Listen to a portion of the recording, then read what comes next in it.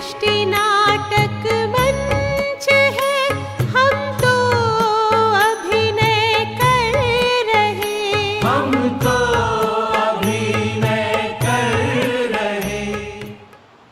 ఓం శాంతి. ఈరోజు మురళీలోని కొన్ని మధుర మహావాక్యాల మాధుర్యాన్ని ఇప్పుడు విందాము.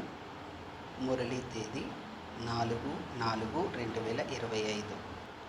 బాబా చెప్తున్నారు, మధురమైన పిల్లలారా, మీరిప్పుడు పురుషోత్తములుగా అయ్యేందుకు పురుషార్థం చేస్తున్నారు. దేవతలు పురుషోత్తములు, ఎందుకంటే వారు పవిత్రులు. ఇప్పుడు మీరు పవిత్రంగా అవుతున్నారు అని బాబా చెప్తున్నారు. పిల్లలైన మనమందరం చెత్త కుండీలో పడి ఉన్నాము.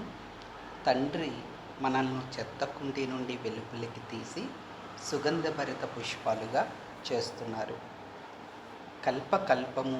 కల్పం యొక్క సంగమయుగంలో మనం బ్రాహ్మణులుగా అవుతాము. బ్రాహ్మణులను పురుషోత్తములు అని అనరు.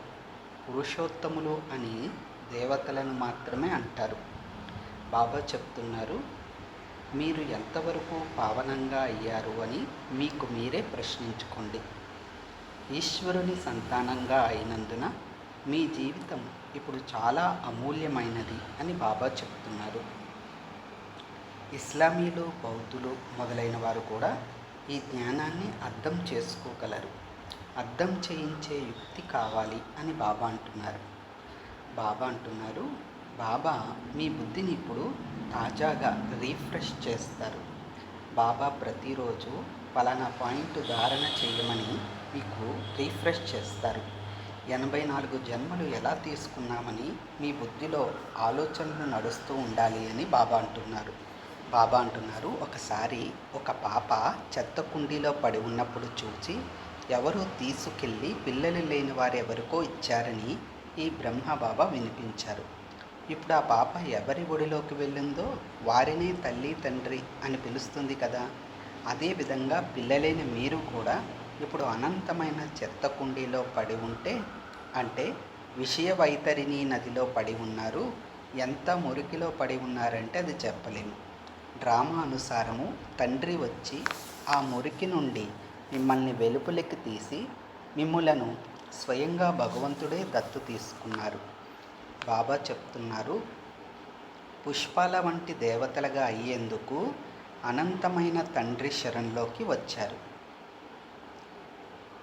కానీ మురికిలో ఉన్నవారు దానికి బాగా అలవాటు పడిపోయినందున బాబా బయటకు తీసినా మళ్ళీ వారికి ఆ మురికే బాగుంటుంది. తండ్రి వచ్చి మిమ్మల్ని మురికి కోపం నుండి వెలికి తీస్తారు. బాబా చెప్తున్నారు, తండ్రి పిల్లలైన మిమ్మల్ని ఉద్యానవనంలోకి తీసుకువెళ్తున్నారు. వినాశనం చేయించి స్వర్గస్థాపన చేయించేందుకు బాబా ఉదయమే అనగా సంగమయుగంలో వస్తారు. ఇది బుద్ధిలో ఉన్న సంతోషంగా ఉంటారు అంటున్నారు బాబా. కొత్త ప్రపంచంలో ఉన్నత పదవిని పొందుతారు. ఎప్పుడూ కూడా మీ అసురీ స్వభావాన్ని చూపించకూడదు. ఏ యజ్ఞము ద్వారా ఎంత శ్రేష్టంగా అవుతున్నారో ఆ యజ్ఞ సేవను చాలా ప్రీతిగా చెయ్యాలి అని బాబా అంటున్నారు. ఇది ఎటువంటి యజ్ఞము అంటే ఈ యజ్ఞంలో ఎముకలు కూడా ఇచ్చేయాలి, అంతగా సేవ చేయాలి అని బాబా అంటున్నారు. ప్రవర్తన ద్వారా మేము ఉన్నత పదవి ఎలా పొందగలమని మీకు మీరే గమనించుకోండి. మీరు చిన్నపిల్లలు కాదు కదా. రాజులుగా ఎవరవుతారు, ప్రజలుగా ఎవరవుతారనేది మీకు అర్థమవుతుంది. ఈ బాబా కూడా అనుభవీ రథాన్నే తీసుకున్నారు, అంటే బ్రహ్మ బాబాను తీసుకున్నారు. ఈ బ్రహ్మ బాబాకు కూడా రాజులు మొదలైన వారి గురించి బాగా తెలుసు. రాజులకు దాసదాసీలు ఉంటారు. బాబా చెప్తున్నారు, సత్యుగంలో రాజారాణులు భుజించే ఆహారమే దాసదాసీలు కూడా తింటారు. బయట ఉండేవారు తినలేరు. బాబా అంటున్నారు, కొంతమంది దాసీలు అలంకరిస్తారు, కొంతమంది పిల్లల్ని సంరక్షిస్తారు, కొంతమంది కసువు మొదలైనవి ఊడ్చేవారు ఉంటారు. అందరికీ ఎవరి బాధ్యతలు వారికి ఉంటాయి. నివసించే స్థానాలు కూడా వేరువేరుగా ఉంటాయి అని బాబా అంటున్నారు. బాబా చెప్తున్నారు, ఇప్పుడు మనము శూద్రుల నుండి బ్రాహ్మణులుగా అయ్యాము. ఇది ఎంత గొప్ప భాగ్యం. ఈ సంగమ యుగం చాలా కళ్యాణకారి యుగం. మీ ప్రతి మాటలో కళ్యాణం నిండి ఉంటుంది. బాబా చెప్తున్నారు, వంట చేసే గదిలో బండారీలో కూడా యోగయుక్తంగా అనగా శివబాబా స్మృతిలో ఉంటూ భోజనం తయారు చేస్తే అందులో చాలామంది కళ్యాణం నిండి ఉంటుంది. భక్తులు కూడా తమ భక్తిలో చాలా ఆనందంగా మగ్నమై ఉంటారు. పిల్లలైన మీరు జ్ఞానంలో మగ్నమై మస్తుగా ఆనందంగా మునిగి ఉండాలి అని బాబా అంటున్నారు. శివబాబా వీరి దాదా అనగా తాత నుండే వారసత్వం లభిస్తుంది. నన్ను స్మృతి చేస్తే మీరు పతితుల నుండి పావనంగా అవుతారని శివబాబా సలహానిస్తున్నారు. బాబా చెప్తున్నారు, మీ ఆహార పానీయాలు, మాట, మంతి, ప్రవర్తన అన్నీ కూడా ఎంతో రాయల్గా ఉండాలి. దేవతలు చాలా కొద్దిగా తింటారు. వారికి ఆహార పదార్థాల పట్ల లోభం ఉండదు. భలే 36 రకాల భోజనం తయారవుతుంది, కానీ దేవతలు చాలా తక్కువగా తింటారు. పిల్లలైన మీరు కూడా ఆహార పానీయాలపై లోభము, అత్యాస ఉండకూడదు. ఒకవేళ ఉంటే దాన్ని అసురీ నడవడిక అని అంటారు.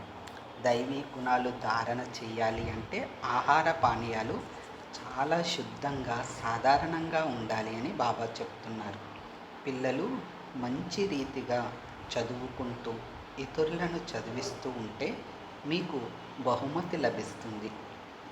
మీకు ఆ బహుమతి తండ్రి ఇవ్వరు, మీరు మీ పురుషార్థం ద్వారా పొందుతున్నారు. కాబట్టి మేమెంత సేవ చేస్తున్నామని మిమ్మల్ని మీరు ప్రశ్నించుకోండి. ఒకవేళ బాబాను అడిగితే మీరు చేసే పనుల ద్వారా మీరు ఎలాంటి పదవి పొందుతారని వెంటనే తెలియచేస్తారు.